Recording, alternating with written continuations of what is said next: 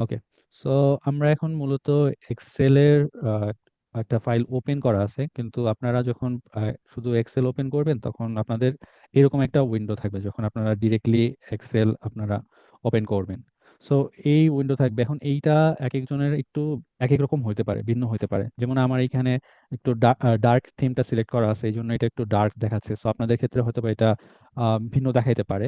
So এটা কোনো হচ্ছে ইস্যু না। সো আপনারা যদি প্রথমে ওপেন করেন, মানে কোনো ফাইল ওপেন না করেন, আপনারা এরকম ইন্টারফেস দেখতে পাবেন। আমি মূলত এখানে আমার ফাইল একটা ওপেন করা আছে, এই জন্য আমি এখানে আছি। সো এখান থেকে আমি যদি ফাইলে যাই, তো আপনারা মূলত প্রথমে এরকম একটা ইন্টারফেস দেখতে পাবেন। সো এখান থেকে আহ, এটা হচ্ছে মূলত আমার file menu. So file menu মূলত আপনার কোনো একটা নিউ ফাইল ক্রিয়েট করার জন্য, ওপেন করার জন্য, দেন আদার্স সেভ করার জন্য, প্রিন্ট করার জন্য, এগুলোর জন্য হচ্ছে ইউজ হয়।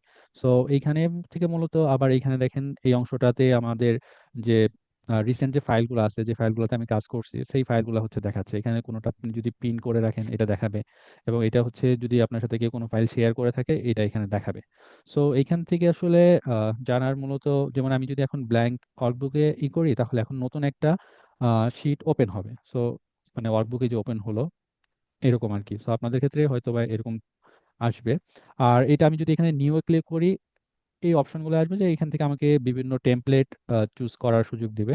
সো এখান থেকে আমি আবার ব্ল্যাঙ্ক ওয়ার্কবুকেও আমরা হচ্ছে ক্লিক করতে পারবো। দেন আমরা যদি নতুন কোনো ফাইল যদি ওপেন করতে চাই, যেটা আমাদের আহ, বিভিন্ন জায়গায় হয়তো আমাদের সেভ করা আছে ফাইলে, তো সেটাও আমরা এখান থেকে ওপেন করতে পারবো। জাস্ট আমরা এখান থেকে যে ফোল্ডারে আছে সেই ফোল্ডারে গিয়ে আমরা সেই ফাইলটা এখান থেকে আমরা হচ্ছে ওপেন করে নিতে পারবো। যেমন আমি যদি হচ্ছে একটা ফাইল আপনাদেরকে ওপেন করে দেখাই, যদিও এটা খুবই বেসিক। লেটস সে ধরেন যে আহ, এই ফাইলটা যদি হচ্ছে আমি ওপেন করতে চাই, জাস্ট এখান থেকে এটা সিলেক্ট করে এখানে আমি ওপেন ক্লিক করলে এটা আমার হচ্ছে ওপেন হয়ে যাবে। ওকে। সো এটাকে আমি হচ্ছে ক্লোজ করে দিলাম। এখান থেকে আমরা সেভ আস যখন আমরা ফাইল সেভ করব সেটা হচ্ছে দেখতে পারবো।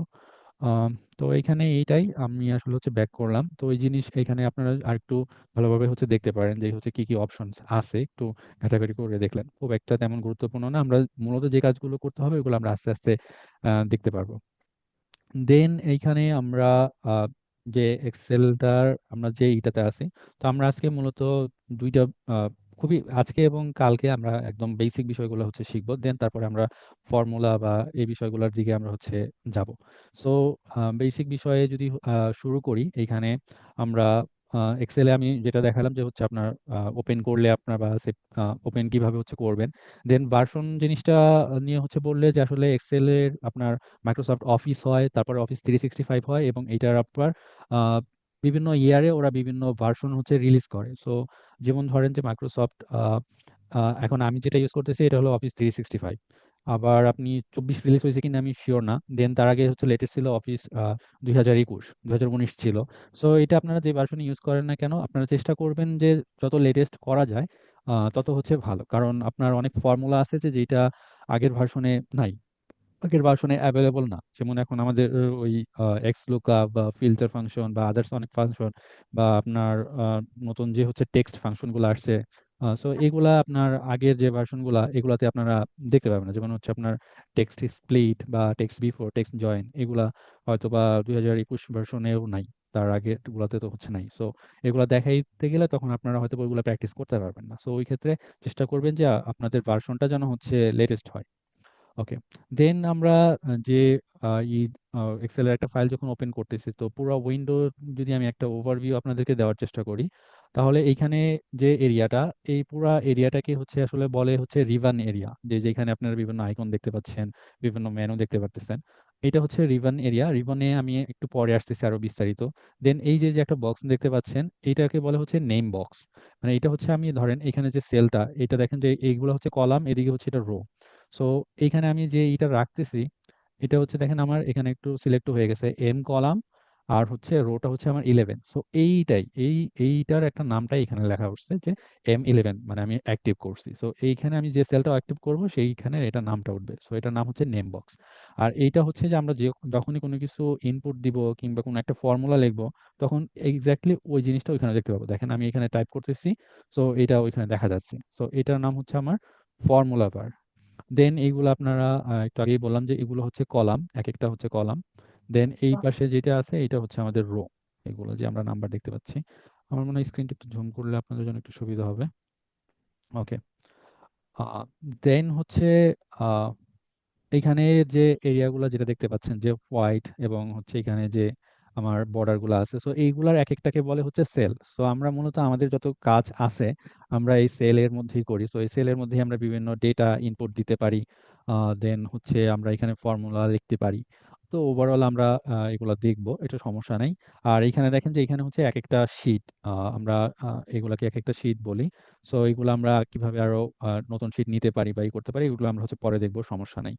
আর নিচের দিকে এই যে যে জায়গাটা, এটাকে বলা হচ্ছে স্ট্যাটাস বার। সো এখানে আমরা যখন কোনো কিছু লিখি বা ই করি, ওইখানে ওইটার স্ট্যাটাসটা ওইখানে লেখা হতো। অনেক সময় দেখবেন যে হচ্ছে এডিটিং, রেডিং বা এরকমই থাকবে।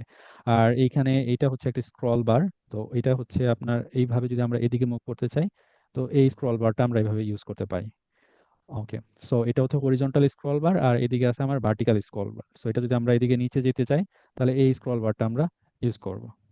আর এইখানে আছে হচ্ছে আমরা এইখানে ই করলে আমরা হচ্ছে জুম করতে পারবো, যে আমাদের স্ক্রিনটা, যে আমি যদি প্লাস আইকনে চাপ দিই তাহলে এটা জুম হতে থাকবে, জুম ইন হতে থাকবে, আর মাইনাসে থাকলে জুম আউট হবে। ওকে। আর এখানে হচ্ছে আমার এটা পেজ ভিউ, যেমন এটা নর্মাল ভাবে আছে, দেন এটা ই হলে এই ফাইলটা যেভাবে প্রিন্ট হবে সেই প্রিন্ট আউট ভিউটা দেখা যাবে, যেমন এই যে এখন প্রিন্ট আউট ভিউ চলে আসলো। দেন পেজ ব্রেক ভিউ থাকবে, এরকম আর কি। ওকে। দেখেন এই যে আমি প্রিন্ট ভিউ করার কারণে এখানে যে যতটুকু প্রিন্ট হবে আর কি, ওইভাবে যে এখানে একটা দাগও চলে আসছে। তো এটা আবার আমি যখন আবার ফাইলটা আবার নতুন করে ওপেন করবো, এটা আর থাকবে না। সো এটা ছিল হচ্ছে আমার ওভারঅল যে উইন্ডোটা, সেই উইন্ডো। এবং আমি এখন হচ্ছে একটু রিবন এবং কুইক অ্যাক্সেস টুলবার নিয়ে একটু বিস্তারিত একটু দেখব। সো আমি বলছি যে এই অংশটাকে হচ্ছে রিবন বলে। সো এই রিবনের মধ্যে দেখেন এই যে যে উপরের যে অংশটা, এই অংশটুকু হচ্ছে quick access toolbar. So quick access মানে হচ্ছে যে আমরা কুইকলি অ্যাক্সেস করতে চাই এরকম যে ফাংশনগুলো আছে, এগুলো আমার এখানে থাকে। যেমন এখানে আনডু, রিডু, এই সেভ বাটন, সো এগুলা। এবং এইটা আমরা চাইলে কাস্টমাইজও করতে পারি। যেমন এখানে বলছে যে এই ওষুধগুলি ওরা লাগবে।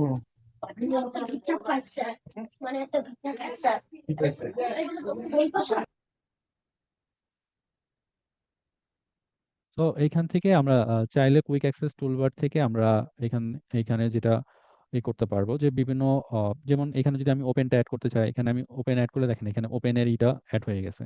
দেন আমি যদি ইমেইল অ্যাড করতে চাই, এটা অ্যাড হয়ে যাবে। সো আবার এখানে যতগুলো অপশন আছে, এই অপশনের বাইরেও যদি হচ্ছে আমি চাই, তাহলেও এখানে আনতে পারবো। তো এই ক্ষেত্রে আমাদেরকে মোর কমান্ডে যাইতে হবে। আরেকটা বিষয় হচ্ছে, আপনাদের যদি এই আইকনটা না থাকে, আপনারা ডিরেক্টলি এইখান থেকেও যদি আপনি কাস্টমাইজ রিবানে যান, এইখান থেকেও আপনি এটা অ্যাক্সেস করতে পারবেন, এই যে কুইক অ্যাক্সেস টুলবার। এবং এইখান থেকে দেখেন এইগুলো এখন আমার হচ্ছে সিলেক্টেড আছে, যেগুলো এখানে দেখাচ্ছে। চাইলে আপনি এখান থেকে যে কোনো অপশন, আমি যদি লেটস সে শর্ট অ্যাসেন্ডিং, এটাকে আমি অ্যাড করতে চাই, সো এটাকে আমি সিলেক্ট করে এখানে অ্যাড করব। দেন ওকে প্রেস করলে দেখেন এটাও হচ্ছে এখানে চলে আসছে। সো এইভাবে এটা হচ্ছে কুইক অ্যাক্সেস টুলবার। এবং আমরা এখান থেকে এই কুইক অ্যাক্সেস টুলবারটা যে কোনো চাইলে আমরা এটাকে আমরা কাস্টমাইজ করে নিতে পারবো। আর রিবানে এই যে যে এগুলাকে বলে হচ্ছে মেনু। এক একটা হচ্ছে মেনু। সো এই মেনুগুলো হয়তো বা আপনাদের সাথে আমার এটা মিল নাও থাকতে পারে। এইটাকেও আমরা চাইলে কাস্টমাইজ করতে পারি। সো এখানে মূলত যে মেনুগুলো আছে আমরা আগে সেটা দেখে নিই, যে হোম মেনু। এবং হোম মেনুর ভিতরে মূলত ফরম্যাটিং এবং স্টাইলিং এবং এই রিলেটেড ইগুলো এখানে আছে। এবং প্রত্যেকটা মেনু কয়েকটা গ্রুপে বিভক্ত। যেমন এখানে দেখেন এই ক্লিপবোর্ড এবং এর পাশে একটা বর্ডার আছে। দেন এই যে বর্ডার, এই প্রত্যেকটা বর্ডার মূলত এর মাঝখানে যেটা আছে এটা একটা গ্রুপ। সো এই গ্রুপগুলোকে এইভাবে আলাদা করে রাখছে। সো এটা মূলত এখানে আমার যে কপি পেস্ট রিলেটেড যে ইনফরমেশন গুলা, সেটা এখানে আছে। দেন ফন্টের যে ফরম্যাটিং রিলেটেড যেটা এখানে আছে, এটা হচ্ছে অ্যালাইনমেন্ট রিলেটেড যে অপশন গুলা।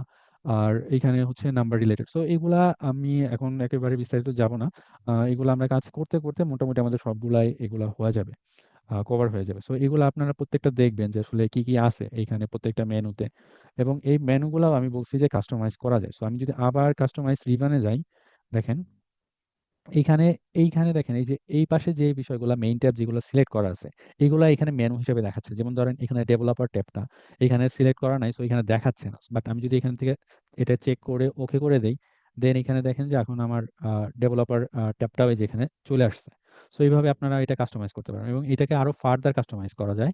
আপনার যেমন ধরেন এখানে আপনি যেটা বললাম, আমি একটা গ্রুপ, যেমন ধরেন হোমের মধ্যে আপনি একটা গ্রুপ অ্যাড করতে চান, সো আপনাকে হোমে এটা সিলেক্ট করতে হবে। এখানে দেখেন যে নিউ গ্রুপ। সো এখানে আমরা নিউ গ্রুপ, এটার আমরা হচ্ছে চাইলে নাম দিতে পারি, এটার জন্য হচ্ছে আমরা আইকন সিলেক্ট করতে পারি। লেটস সে আমরা নিউ গ্রুপই রাখলাম।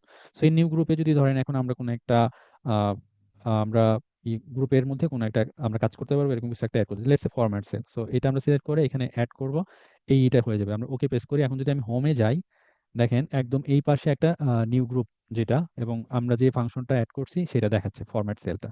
সো এইভাবে আপনারা এটা কাস্টমাইজও করতে পারবেন। সো এই ফাংশনালিটিগুলো আপনারা চেষ্টা করবেন যে হচ্ছে দেখার জন্য যে এটা আরো কি কি আছে, আপনারা হচ্ছে কি কি করতে পারেন। দেন যদি হচ্ছে কোনো প্রবলেম হয়, দেন পরবর্তীতে আমার সাথে শেয়ার করবেন। আমি ওগুলা চেষ্টা করবো যে পরবর্তীতে হেল্প করার জন্য। দেন হচ্ছে এই রিবন এরিয়াটাকে আমরা চাইলে কলাপস করেও রাখতে পারি। সো এটার একটা শর্টকাটটা আমি আগে দেখাই, যে আমি যদি কন্ট্রোলার F1 চাপি দেখেন কি হয়। সো দেখেন ওই মেনুর মধ্যে যে ইগুলো আছে সেটা আর আমি এখন দেখতে পাচ্ছি না। বাট আমি যদি কোনো এটা ট্যাপ করে আবার হচ্ছে চলে আসতেছে। অ্যান্ড দেন দেখেন যে এইখানে আমি একটা দেখতে পাচ্ছি, সেটা হচ্ছে যে আহ, এই পিন আইকনটা। সো এটা যদি আমি আবার এখান থেকে হচ্ছে ক্লিক করি কিংবা কন্ট্রোলার F1 চাপি, দেন এটা আবার হচ্ছে আমার এটাকে পিন করে রাখবে। সো এখান থেকেও আমি কলাপস করতে পারি। দেন আবার যে কোনো একটা এই চাপিয়ে আমি আবার এটাকে পিন করলে এটা আবার হচ্ছে পিন হয়ে থাকবে। সো এইটা ছিল মূলত window overview, ribbon and quick access toolbar. So আশা করি হচ্ছে বুঝতে পেরেছেন। দেন আমরা কথা বলবো হচ্ছে ডায়লগ বক্স এবং টাস্ক পেইন, এবং আমরা এক্সেলে কিভাবে হচ্ছে দ্রুত নেভিগেট করতে পারি। সো ডায়লগস বক্স জিনিসটা হলো যে আপনারা কখনো কখনো দেখবেন যে আমাদের, যেমন আমি যদি এই ডেটাগুলো সিলেক্ট করি, দেন কন্ট্রোলার 1 চাপি, দেন দেখেন যে আমার ফরম্যাট সেলের ডায়লগ বক্স চলে আসলো। সো এইভাবে যে বক্সগুলো আসবে এগুলাই হচ্ছে আপনার ডায়লগ বক্স। সো এইটা হচ্ছে আমাদের ফরম্যাট রিলেটেড ডায়লগ বক্স। এই যে হোম ট্যাবে আপনারা যে বিষয়গুলো এখানে দেখতে পাচ্ছেন এইগুলাই হচ্ছে এই এইখানে আছে, যে ফুল বিষয়টা এখান থেকেও আপনারা করতে পারবেন। সো এটাকে বলে হচ্ছে ডায়লগ বক্স। আর টাস্ক পেন জিনিসটা হলো, আপনারা দেখবেন যে এই স্ক্রিনের ডান পাশ থেকে অনেক সময় অনেক অপশন চলে আসবে। যেমন আমি যদি একটা চার্ট ইনসার্ট করি, লেটস সে ধরেন আমরা জাস্ট একটা কলাম চার্ট ইনসার্ট করলাম, দেন এইটাকে আমি যখন যদি এখানে ফরম্যাট এরিয়া দেখি, দেখেন এই পাশ থেকে যে এইটা আসলো এইটাকে বলে হচ্ছে টাস্ক পেন। সো এই দুইটা জিনিস বেসিক জানার দরকার ছিল। আর নেভিগেট করার ক্ষেত্রে কিছু শর্টকাটস আছে। আচ্ছা, আমি এই ডেটাগুলো একটু কপি করে একটু হচ্ছে পেস্ট করি, দেন হচ্ছে ওইটা বিষয়টা বুঝতে সুবিধা হবে। দেন ধরেন আমি এদিকেও পেস্ট করে দিলাম। ওকে। সো এখন ধরেন যে আমরা এখানে আছি। সো এখান থেকে যদি এখন এইটা আমি আপাতত, আচ্ছা এখানেও আমরা এটা নিচে কপি করে নিই, তাহলে একটু আর একটু সুবিধা হবে না। ওকে। সো এখন আমরা এই সেলটাতে আছি। এখন এক্সেলে নেভিগেট করার জন্য আমরা সাধারণভাবে ধরেন up down right and left arrow use করতে পারি। যেমন আমি এখানে আছি, সো আমি যদি ডাউন অ্যারো চাপি তাহলে আমি এভাবে নিচে যেতে পারবো, আবার আপ চাপলে উপরে যাব। আবার যদি রাইটে চাপি তাহলে রাইটে যেতে পারবো, লেফটে চাপলে আবার আমরা লেফটের দিকে যেতে পারবো। সো এইটা হচ্ছে আমার অ্যারো কি দিয়ে। বাট ধরেন আপনি এই ডেটাতে আছেন, আপনি এই ডেটাগুলো আর একদম শেষে যাইতে চান। সো আপনি এক হচ্ছে আমি স্ক্রল বারটা এইভাবে ধরে আমি এদিকে যাইতে পারি মুভ করায়া। আর আমি যদি হচ্ছে কিবোর্ড থেকে যেতে চাই, আমি এই সেলটাতে যখন আছি তখন যদি আমি কন্ট্রোলার রাইট অ্যারো চাপি, দেখবেন যে আমি লাস্ট যে ডেটাটা আছে ওইখানে চলে যাব, এখানে চলে গেছি।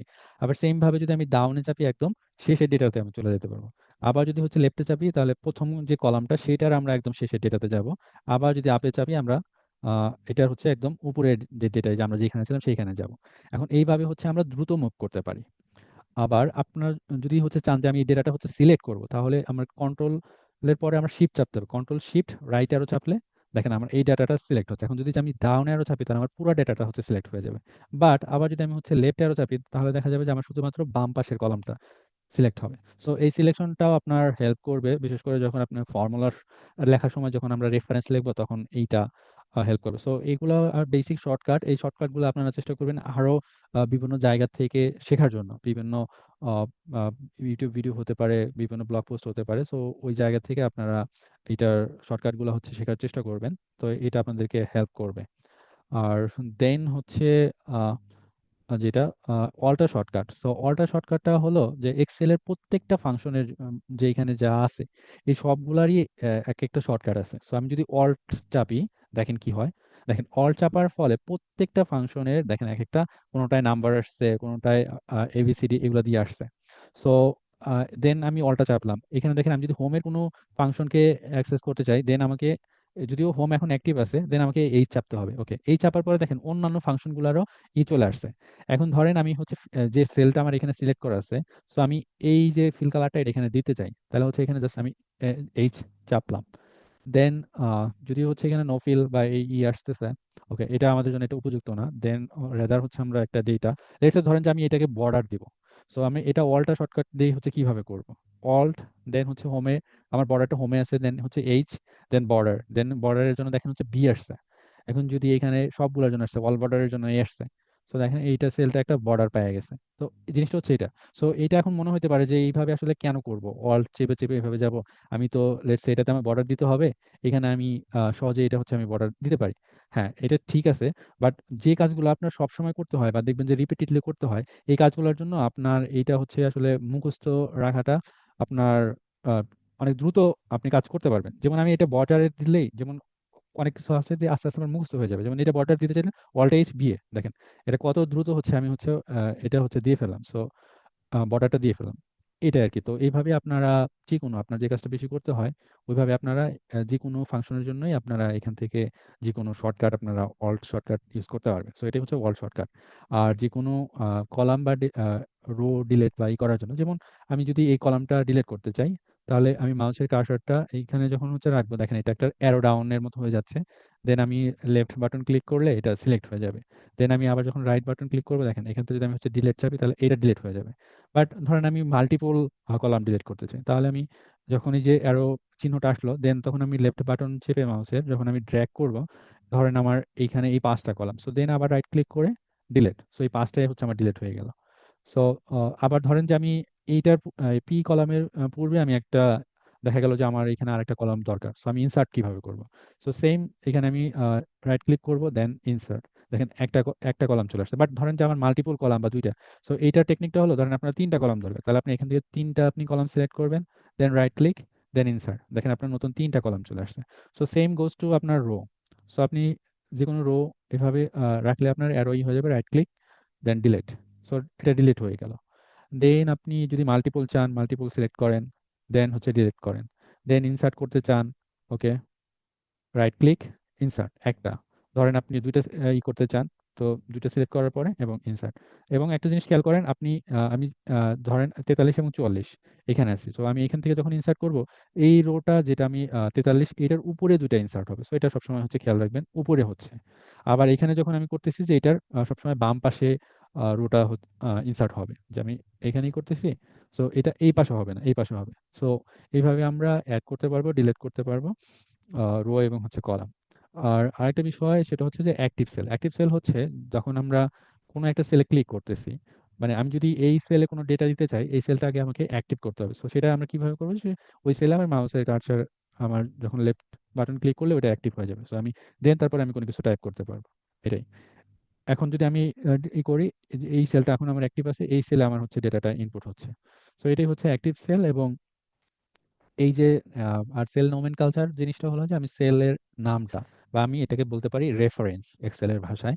সো এইটা যেমন এখানে আমি এখানে কিউ কলামের 12তম রোতে আছি, সো এই জন্য হচ্ছে এটা নেম বক্সে দেখাচ্ছে Q12। ওকে, সো এটাই হচ্ছে এবং এখানে আরেকটা বিষয় আছে সেটা হচ্ছে আহ, আমরা একটা রেঞ্জেরও নাম দিতে পারি।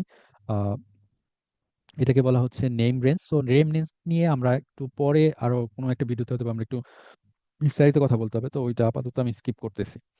আর আরেকটা বেসিক বিষয়ের মধ্যে হচ্ছে কমেন্টস এবং নোটস।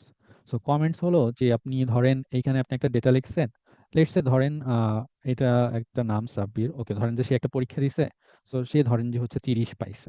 ওকে, এখন এইখানে আপনি একটা কমেন্টস করতে চান, কমেন্টস করার জন্য আপনাকে ওই সেলটা সিলেক্ট করতে হবে, রাইট ক্লিক করতে হবে, দেন দেখেন এখানে নিউ কমেন্টস, দেন আপনি এখানে যে কমেন্টস করুন, ধরেন সে একটা পরীক্ষা দিয়েছে 30 পাইছে, সো এখন আপনি তার ইনভেস্টিগেট করতে চান যে আসলে সে কেন ফেল করলো, ধরেন 30 পাইলে ফেল।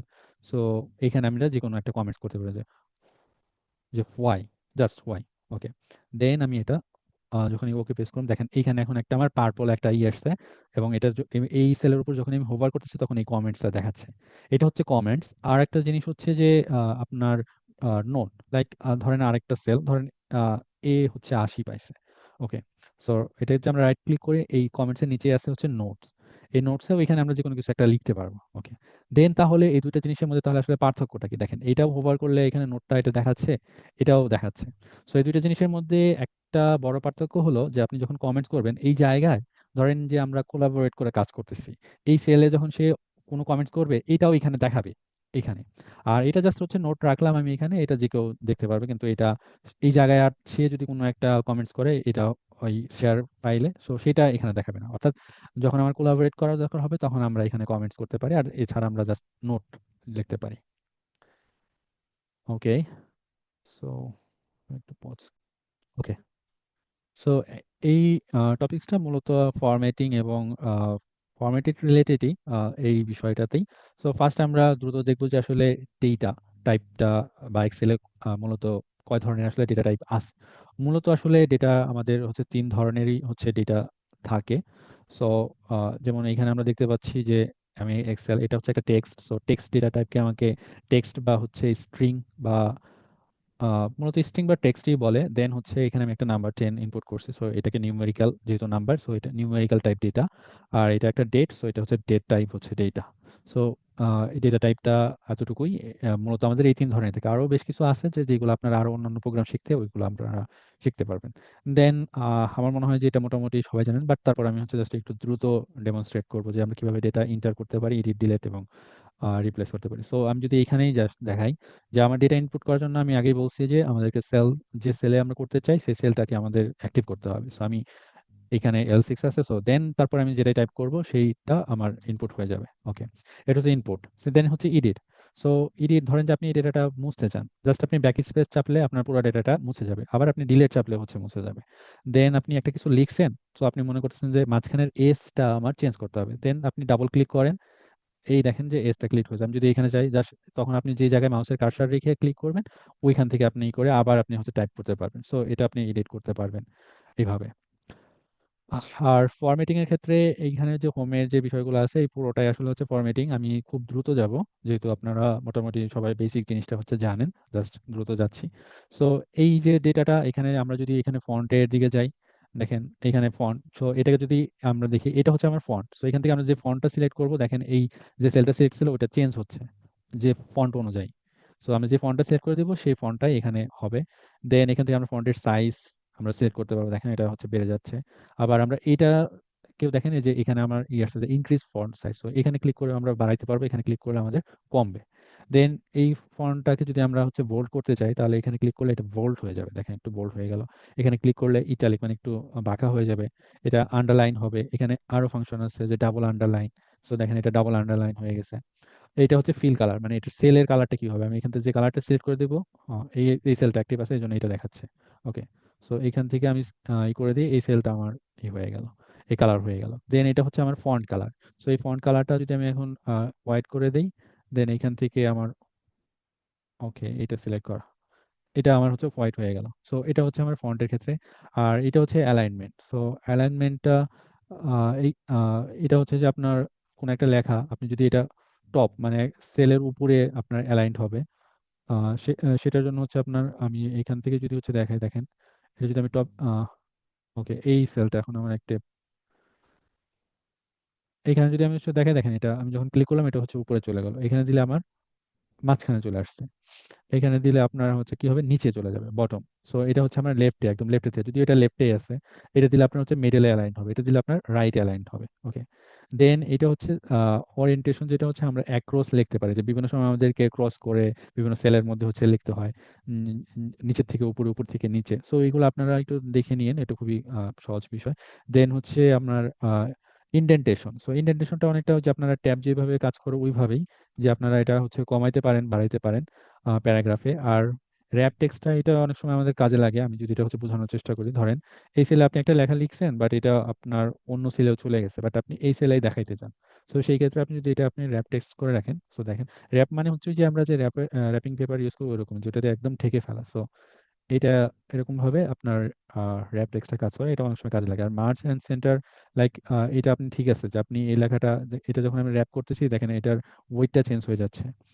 বাট আপনি চাচ্ছেন যে এটা এইভাবেই থাকবে, আপনি এই তিনটা সেলেই এই লেখাটা করবেন। সো এই ক্ষেত্রে আপনারা এখানে মাল্টিপল অপশন আছে। মূলত আমাদের সবসময় মার্জিন সেন্টার আর মার্জ অ্যাক্রোসটা ইউজ করতে হয়। সো মার্জিন সেন্টার যদি আমি ক্লিক করি, তাহলে দেখেন যে এই তিনটা সেলই এখন একটা সেল হিসেবে কাজ করতেছে। এই যে ফার্স্ট যে সেলটা এইটা, এবং এইটার অ্যালাইনমেন্টটা হয়ে গেছে সেন্টার, কারণ এটা নামই হচ্ছে যে মার্জিন সেন্টার। ওকে, দেন হচ্ছে number formatting. So number formatting এর এখানে বেসিক যেগুলো আপনার হচ্ছে দেওয়া আছে, যেমন আমি যদি এইগুলা সিলেক্ট করি, দেন হচ্ছে আপনার নাম্বার ফরম্যাটিং এ এটা হচ্ছে জেনারেল। জেনারেল জিনিসটা হচ্ছে যে আপনার সবগুলোর জন্য সেম ওয়েতে কাজ করবে। নাম্বারের জন্য নাম্বার, টেক্সটের জন্য টেক্সট, এটা দিলে হচ্ছে নাম্বার। সো এটা নাম্বার ফরম্যাট হয়ে গেল। দেন এখানে দেখেন যে দশমিক চলে আসছে। এখান থেকে চাইলে আমি ইনক্রিজ এবং ডিক্রিজ ডিসিমাল করতে পারি। সো এটা দিলে হচ্ছে আমার কমে যাবে, এটা দিলে হচ্ছে আমার বাড়বে। ওকে, আর দেন হচ্ছে এটা হচ্ছে কারেন্সি। সো এটা দিলে হচ্ছে আমার যে ডলার সাইন, ওইটাও আমরা চেঞ্জ করতে পারবো। দেন অ্যাকাউন্টিং, এই দুটার মধ্যে একটু ডিফারেন্স আছে, তো ওইটা নিয়ে আপাতত হচ্ছে ভাবার দরকার নাই। দেন এখানে শর্ট ডেট, সো এটা হচ্ছে ডেট ফরম্যাট। আপনি ডেট ফরম্যাটিং করার জন্য, যেমন এটা একটা ডেট, আমি এটা সিলেক্ট করলাম। দেন আমি এটা শর্ট ডেটেই আছে। দেন এটা লং ডেট হলে দেখেন যে এটার দিনের নাম, দেন হচ্ছে তারিখ, এইভাবে হচ্ছে দেখাচ্ছে। সো এইগুলাও আমার মনে হয় যে আপনারা মোটামুটি বেসিক জিনিস জানেন। আমি একটু এখানে একটু অ্যাডভান্স নাম্বার ফরম্যাটিংটা একটু দেখাইতে চাই। সো আমি যদি একটু আহ, এখানে ক্লিক করে আপনি সেম, এটা মূলত হচ্ছে ফরম্যাট সেলেরই, আপনি এখানে ক্লিক করলে ওই নাম্বার ফরম্যাটিং হচ্ছে ডিরেক্টলি চলে আসবে। সো এখান থেকেও আপনি অ্যাক্সেস করতে পারবেন। সো ধরেন যে আমি যদি এই ডেটাটা সিলেক্ট করি, দেন আমি নাম্বার ফরম্যাটিং এ যাই। সো এখান থেকে আপনি চেঞ্জেস গুলাও দেখতে পারবেন, যে আপনি জেনারেলে থাকলে এটা কেমন দেখাবে, নাম্বার ফরম্যাটিং কেমন দেখাবে। এখান থেকে আপনি ডেসিমাল পয়েন্ট বাড়াইতে কমাইতে পারবেন।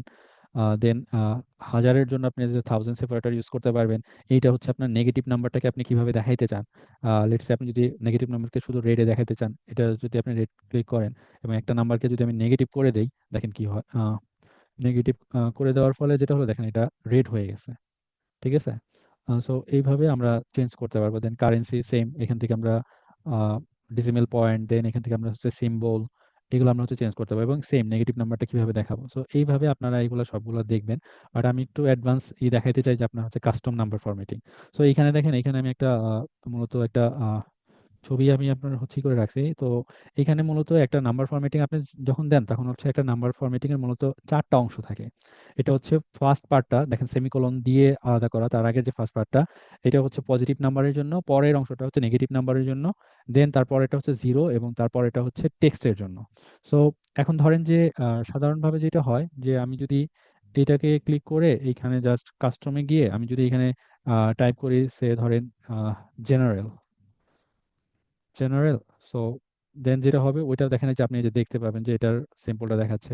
সো এটার জেনারেলি এই যে সবটার জন্য জেনারেল ফরম্যাটটা হচ্ছে পাওয়া যায়, অর্থাৎ যখন আমি একটা ফরম্যাট স্পেসিফাই করি। বাট যখন আমি দুইটা ফরম্যাট দেই আপনার এখানে, আবার যদি হচ্ছে আমি কাস্টমে যাই, সো আমি এটাকে জেনারেল দিলাম, দেন আবার আমি ধরেন আরেকটা হচ্ছে আমি জেনারেল দিলাম। ওকে, সো এটা যখন আমি দুইটা করব, তখন এই প্রথম যে জেনারেলটা, এই জেনারেলটা পাবে আপনার হচ্ছে পজিটিভ নাম্বার এবং জিরোর জন্য, যেটা আমি এইখানে লিখছি, পজিটিভ এবং জিরো। আর পরেরটা হচ্ছে পাবে হচ্ছে আপনার নেগেটিভের জন্য, আর বাই ডিফল্ট টেক্সট হচ্ছে আপনার যে ডিফল্ট যে জেনারেল সেটা পাবে। সো এটা আমি হচ্ছে কেন বলতেছি, যে আমি একটু আগে আপনাদেরকে দেখাইলাম যে আপনারা নেগেটিভ নাম্বারকে রেট করতে পারে, শুধু হচ্ছে রেট না, আপনারা চাইলে এখানে আরো বিভিন্ন কিছুই করা যেতে পারে।